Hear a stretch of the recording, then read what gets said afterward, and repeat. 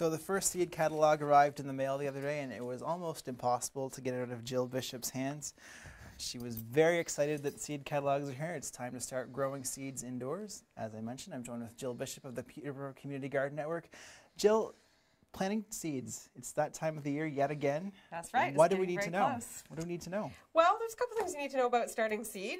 One of the first things is, of course, soil. So you want to use something which is called, oddly enough, a soilless medium. Okay. Just means it's nice and light and fluffy, gives the seeds room to grow, gives them a little bit of air. So how much should we be putting in these containers? You want to fill them up pretty high because right now the seeds are quite small. So you want to give them just a lot of soil to grow in. And at this time of year, you really only need to start a few things, such as eggplants, tomatoes, and peppers, because they're going to take a little bit longer for you to be able to produce fruit, so you need to give them a little bit of a head start. All right.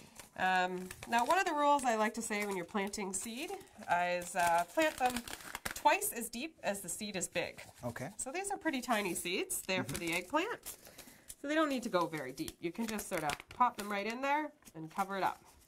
And usually just one for each of these will do just fine. Just one seed per each container? That's right. Yep. Now, watering-wise, I suppose, how much water should we be putting on these? You want to maybe add a little moisture to the soil when you put it in so that it's nice and damp to start with. And then after that, they don't need lots of soil or lots of water. Don't let them dry out completely. Keep them just nice level of moisture. Now we're planting eggplants here. What are some other types that can go in at this time of year?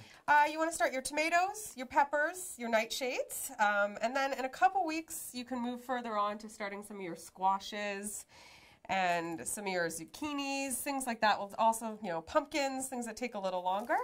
And then certain things like beets and lettuce, those will start right out in the ground, so you don't need to worry about starting them ahead of time. We should also mention that if you don't happen to have these lovely containers, you can also use things like coffee cups. Sure, you could reuse coffee cups, you can use egg cartons.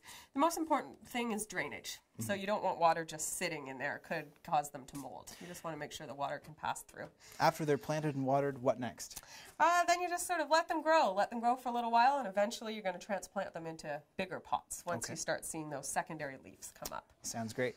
Now, there's going to be a seed exchange coming up fairly soon. That's right. Tell me a bit about that. How does it work and all the details? Oh, well, it's very exciting. It's Seedy Sunday. It's coming up on Sunday, March 11th.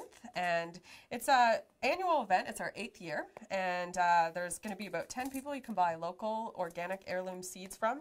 Every type you could possibly imagine or want in your garden. And then there's also a seed exchange area. So if you save your own seeds, you can bring and trade them with other gardeners. If you got hundreds of zucchini seed last year, come and trade them for some tomatoes. Or you can pick up some for a small donation. And there'll also be workshops, so you can learn a little bit about starting your seeds or growing food. And it's free to everybody. Sounds like it's going to be a great event. Where is it happening and the time and all that good stuff? It's going to be at George Street United Church, which is just right up next to City Hall. And it is from 2 to 5 p.m. in the afternoon on Sunday, March 11th. How can we find out more information about this?